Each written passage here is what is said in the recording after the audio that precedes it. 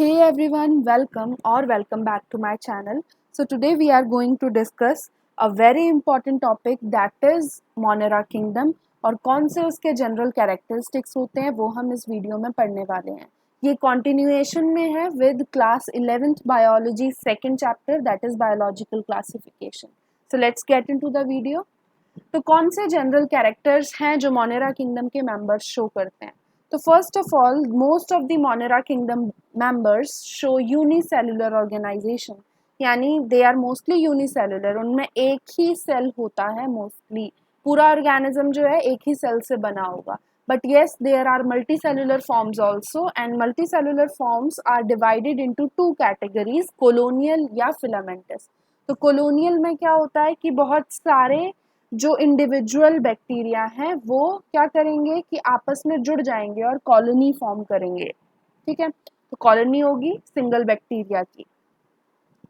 Filamentous में क्या होता है कि एक सिंगल बैक्टीरिया जो है वो बहुत सारे सेल्स से मिलके बना होता है and all those cells are arranged in the form of filament. तो वो चीज़ आपको यहाँ मेंशन की हुई है. इसके अलावा हमें पता है कि बैक्टीरिया जो होते हैं वो प्रोकैरियोट्स होते हैं. तो Monera basically consists of prokaryotic organisms and prokaryotic organisms show presence of nucleoid. Nucleoid को जीनोफोर भी बोला जाता है. ये क्या होता है कि प्रोकैरियोटिक सेल्स जो होते हैं उनके अंदर डीएनए जो है पूरे साइटोप्लाज्म में फैला होता है. There is no particular region where the DNA is located as in the case of eukaryotic cells. तो यहाँ क्या होता है कि जो region है जहाँ पे भी DNA distributed है that region is known as nucleoid. तो न्यूक्लियोइड प्रेजेंट होता है बैक्टीरिया के अंदर जिसे हम जीनोफोर भी बोलते हैं. And the DNA of bacteria consists of circular and double stranded molecule. तो जो भी डीएनए होगा बैक्टीरिया के अंदर वो सर्कुलर होगा एंड डबल स्ट्रैंडेड होगा. ये टर्म आप बहुत बार देखोगे आगे. डीएस का मतलब होता है डबल स्ट्रैंडेड. तो डबल स्ट्रैंडेड डीएनए इसके अंदर प्रेजेंट होता है. अब ये डबल स्ट्रैंडेड वगैरह क्या होता है ये सब चीज़ें हम डिटेल में क्लास 12th के लेक्चर्स में पढ़ेंगे. नेक्स्ट चीज़ क्या है कि प्रोकैरियोट्स जो हैं बैक्टीरिया जो हैं उनके अंदर सेल वॉल प्रेजेंट होती है and that cell wall is made up of peptidoglycan. So peptidoglycan is a molecule which constitutes the cell wall of bacteria. And peptidoglycan is present in most of the bacteria but absent in archaebacteria and mycoplasma. ये हम आगे पढ़ने वाले हैं. Archaebacteria और mycoplasma क्या है, मैंने लास्ट टाइम आपको वीडियो में बताया था कि आर्कीबैक्टीरिया और यू बैक्टीरिया दो कैटेगरीज होती हैं जिनमें फर्दर डिफ्रेंशिएट किया गया है मोनेरा किंगडम को. तो आर्कीबैक्टीरिया के अंदर पेप्टाइडोग्लाइकन नहीं होता. ये काफ़ी इंपॉर्टेंट पॉइंट है, इसे ढंग से नोट करिएगा.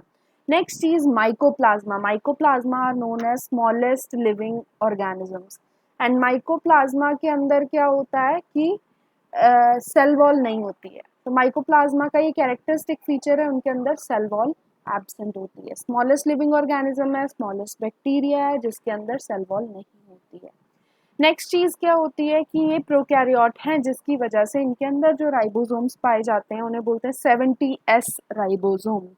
अब क्या होता है हमें बहुत बार ये समझ नहीं आता एस क्या होता है. एस मेनली होता है सेडिमेंटेशन कोफिशिएंट या फिर इसे बोला जाता है स्वेडबर्ग यूनिट. स्वेडबर्ग साइंटिस्ट थे जिन्होंने इसके बारे में सबसे पहले बताया था. तो जो भी राइबोसोम्स होते हैं they consist of two main sub units. एक होती है लार्ज सब यूनिट, एक होती है स्मॉल सब यूनिट. तो 70S राइबोसोम जब हम बोल रहे हैं तो दोनों सब यूनिट्स को मिला के हम बोल रहे हैं कि वो 70S राइबोसोम्स हैं. तो बैक्टीरिया की जो दो सब यूनिट्स होती हैं जब जुड़ जाती हैं तो उसे हम 70S राइबोसोम्स बोलते हैं. ये S जो है ये मेनली सेडिमेंटेशन कोफिशिएंट जैसे मैंने आपको बताया. तो इस केस में क्या होता है कि कितनी स्पीड से ये राइबोसोम्स सेडिमेंट हो रहे हैं एक पर्टिकुलर सॉल्यूशन में. अगर हम साइटोप्लाज्म का सॉल्यूशन बनाते हैं उसके अंदर राइबोसोम्स किस स्पीड से सेटल हो रहे हैं उससे हम डिनोट करते हैं एस. तो 70S राइबोसोम्स जो हैं प्रोकैरियोट्स में प्रेजेंट होते हैं बट यूकैरियोट्स के केस में क्या होता है 80S राइबोसोम्स प्रेजेंट होते हैं. नेक्स्ट कौन से कैरेक्टर्स होते हैं प्रोकैरियोट्स के? तो मोनेरा किंगडम के अंदर दो टाइप के ऑर्गेनिजम्स होते हैं, या तो ऑटोट्रॉफिक या हेटेरोट्रॉफिक. ऑटोट्रॉफिक वो ऑर्गेनिजम्स होते हैं which are able to synthesise their own food. तो ऑटोट्रॉफ्स खुद का फूड सिंथेसाइज कर सकते हैं। And these are divided into two categories, या तो ये फोटोसिंथेटिक होंगे या कीमोसिंथेटिक होंगे। अब इनका मतलब क्या होता है, ये सब चीज़ें हमें डिटेल में पढ़नी है आगे आने वाली वीडियोस में कि फोटोसिंथेटिक में कौन से बैक्टीरिया आते हैं, कीमोसिंथेटिक में कौन से आते हैं। तो अभी सिर्फ इतना जान लो कि फोटोसिंथेटिक वो बैक्टीरिया होते हैं जो फोटो यानी लाइट का यूज करके फूड सिंथेसाइज करते हैं, लाइक प्लांट्स। ठीक है, तो फोटोसिंथेटिक बैक्टीरिया होंगे। अगर हम कीमोसिंथेटिक बोलते हैं तो वो केमिकल्स का यूज करते हैं एज अ कार्बन सोर्स और फिर उससे फूड सिंथेसाइज करते हैं। हेट्रोट्रॉफिक भी बैक्टीरिया होते हैं। तो heterotrophic bacteria are basically categorised into three categories, saprotrophic, symbiotic या पैरासिटिक। तो सेप्रोट्रॉफिक का मतलब क्या होता है, सेप्रो का मतलब होता है डेड एंड डीके। तो जो भी डेड ऑर्गेनिजम्स हैं, चाहे वो प्लांट्स हो या एनिमल्स हो, उन पे डिपेंड करते हैं फॉर फूड। या तो वो सिम्बायोटिक होंगे, सिम्बायोटिक का मतलब कि वो दूसरे ऑर्गेनिजम्स के साथ सिम्बायोटिक एसोसिएशन में रह रहे हैं जिसमें दोनों को बेनिफिट हो रहा है, यानी बैक्टीरिया को भी बेनिफिट हो रहा है और उस ऑर्गेनिज्म को भी बेनिफिट हो रहा है जिसके साथ वो सिम्बायोटिक एसोसिएशन में है। मोस्टली प्लांट्स के साथ ही सिम्बायोटिक एसोसिएशन में होते हैं। नेक्स्ट चीज पैरासिटिक।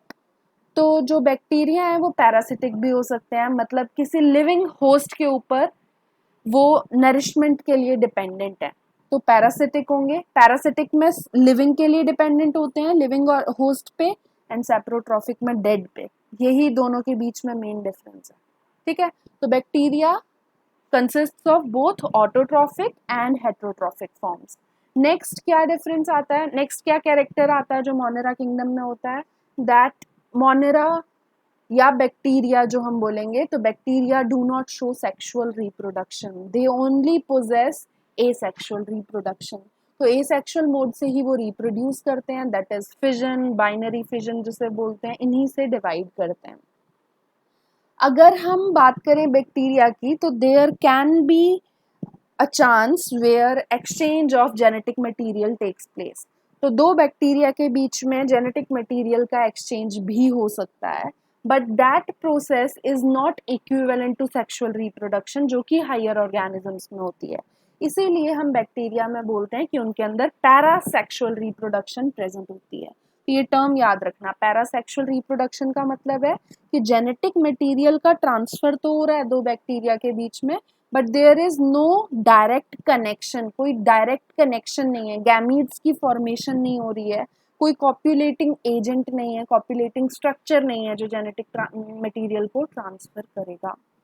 नेक्स्ट चीज जो बहुत इंपॉर्टेंट है वो ये कि बैक्टीरिया कैन रेस्पायर, वो रेस्पिरेशन भी शो करते हैं जो कि एक लिविंग ऑर्गेनिजम्स का कैरेक्टर है। ठीक है, तो रेस्पिरेशन भी शो करेंगे, बट वैसे जैसे हम नॉर्मली बात करते हैं कि यूकैरियोट्स के अंदर रेस्पिरेशन होती है वाया माइटोकॉन्ड्रिया, बट प्रोकैरियोट्स के अंदर यानी मोनेरा किंगडम के जितने भी मेंबर्स हैं उनके अंदर रेस्पिरेशन जो है वो होती है by the help of plasma membrane. Plasma membrane पे रेस्पिरेटरी एंजाइम्स प्रेजेंट होते हैं और यही रेस्पिरेटरी एंजाइम्स हैं जो रेस्पिरेशन करके एटीपी सिंथेसाइज करने में हेल्प करेंगे। तो ये पॉइंट काफ़ी ज़्यादा इंपॉर्टेंट है, ये एनसीईआरटी में नहीं गिवन है, ना ही पैरासेक्सुअल रिप्रोडक्शन गिवन है, तो इन्हें ढंग से नोट कर लीजिएगा। नेक्स्ट चीज़ क्या है कि जो भी बैक्टीरिया होते हैं उन्हें हम 4 कैटेगरीज में डिवाइड करते हैं बेस्ड ऑन देयर शेप। अब शेप के अकॉर्डिंग बैक्टीरिया के कौन कौन से टाइप्स हैं, या तो बैक्टीरिया स्फेरिकल होंगे, अगर वो स्फेरिकल हैं तो उन्हें हम बोलते हैं coccus, coccus is singular while cocci is plural, तो वो ऐसे गोल दिखते हैं। ठीक है, अगर वो रॉड शेप के होते हैं, जैसे कि यहाँ रॉड शेप आपको दिख रही है, तो रॉड लाइक शेप होगी तो उन्हें बैसिलस बोलेंगे, bacillus is singular, bacilli is plural. ठीक है, अगर कॉमा जैसी शेप वो शो करेंगे, जैसे यहाँ आप देख सकते हो ऐसी शेप अगर वो शो करेंगे तो उन्हें विब्रियम बोलते हैं, singular is vibrium while plural is vibrio. अगर वो स्पाइरल शेप शो करते हैं, जैसे कि यहाँ आपको दिख रहा है स्पाइरल शेप अगर उनकी होगी तो उन्हें स्पाइरलम बोलेंगे जो कि सिंगुलर है, या फिर स्पाइरला बोलेंगे जो कि प्लूरल है। यहाँ फ्लैजिला भी लेबल्ड है, स्पोर भी लेबल्ड है। तो स्पोर जो होते हैं बैक्टीरिया को एक्सट्रीम कंडीशंस में, अनफेवरेबल कंडीशंस में सर्वाइव करने में हेल्प करते हैं, while flagella are tiny thread like structures which helps in the movement of bacterial cell. ठीक है, यूकैरियोट्स में भी प्रेजेंट होते हैं बट वहाँ हम यूकैरियोटिक फ्लैजिला बोलते हैं। ठीक है, तो ये कुछ कैटेगरीज थी जो बैक्टीरिया की हमने पढ़ी। हमने कुछ जनरल कैरेक्टर्स थे मोनेरा के जो हमने अभी पढ़े।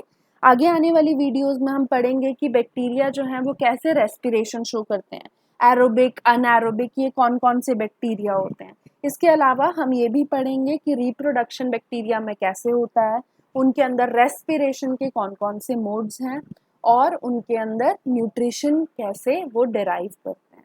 सो टिल देन, गुड बाय।